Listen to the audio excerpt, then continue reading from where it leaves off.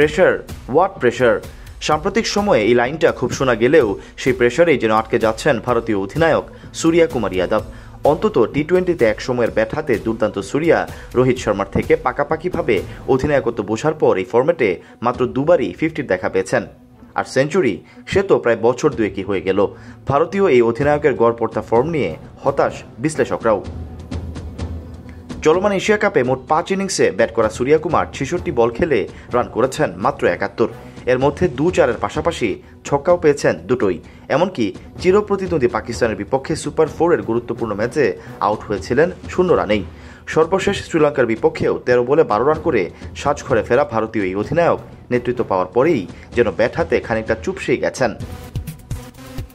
সূর্যা কুমারের এই পড়তি ফর্ম নিয়ে আকাশ চোপড়া বলেন, হ্যাঁ, এটা অবশ্যই চিন্তার বিষয়। কেননা অধিনায়কের ব্যাট থেকে যদি রান না আসে তবে সেটা এমনিতেই সমস্যা। তার উপর সে 3 নম্বরে ব্যাটিং করে।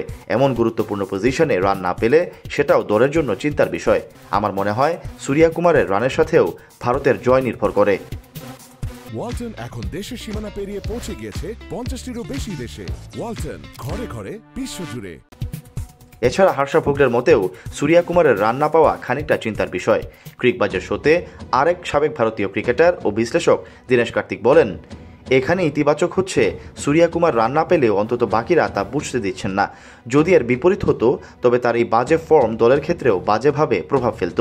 অবশ্যই সেই ফর্মেটে অনেক রান করেছেন, তিনি দুর্দান্ত একজন ক্রিকেটারও। তবে কখনো কখনো এমন হয় যে আপনি রান পাচ্ছেন না। দীনেশের মতে সূর্যা কুমার এই প্রেশারটা নেওয়ার মতো সক্ষম। সে জাস্ট যেভাবে শট খেলতে অভ্যস্ত সেভাবেই টুর্নামেন্টে পারছে না। যদিও এ পর্যন্ত ভারতকে 28 ম্যাচে নেতৃত্ব দেওয়া সূর্যা কুমার ওই ম্যাচগুলোতে মাত্র 26.20 গড়েই রান পেয়েছেন, যেখানে নেতৃত্ব ছাড়া খেলা ম্যাচে তার এভারেজ প্রায় 44 ছুঁই। এমনকি স্ট্রাইক রেটেও রয়েছে বেশ পার্থক্য। তাতে আপনিও বলতে পারেন, প্রেশারই কি তবে আটকে দিচ্ছে সূর্যা কুমারকে সহজ খেলা খেলতে? ভারতের আরেক সাবেক ক্রিকেটার বরুণ অরুণ ভারতীয় অধিনায়ক সম্পর্কে বলেন, এই টুর্নামেন্টে ভারতের সবাই প্রায় রান পাচ্ছে, একমাত্র সূর্যা কুমার বাদেই।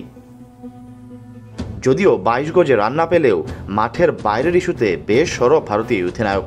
পাকিস্তানকে রাইভাল না মানা নিয়ে সংবাদ সম্মেলনে তীব্র খোঁচা, মাঠের ভেতরে তাদের সঙ্গে হাত না মেলানো থেকে রাজনৈতিক সব মন্তব্য করে হয়েছেন সমালোচনার শিকার। এমনকি সর্বশেষ আইসিসি থেকেও পেয়েছেন সতর্কবার্তা, সাথে গুনতে হবে জরিমানাও। এ যেন ক্রিকেটার সূর্যা কুমারের চেয়ে রাজনৈতিক নেতাই বেশি বনে যাচ্ছেন তিনি।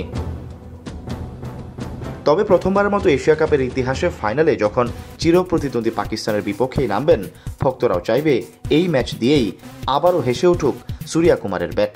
অন্তত চলতি এশিয়া কাপে একমাত্র পাকিস্তানের বিপক্ষেই গ্রুপ পর্বে রান পাওয়া এই ব্যাটার এবার নিজেও চাইবেন ফাইনালে দুর্দান্ত খেলেই দলকে এশিয়া কাপের 9ম শিরোপা জেতাতে। প্রশ্ন হচ্ছে, পারবেন তো সূর্যা? সৈয়দ সাকিব, অনফিল্ড।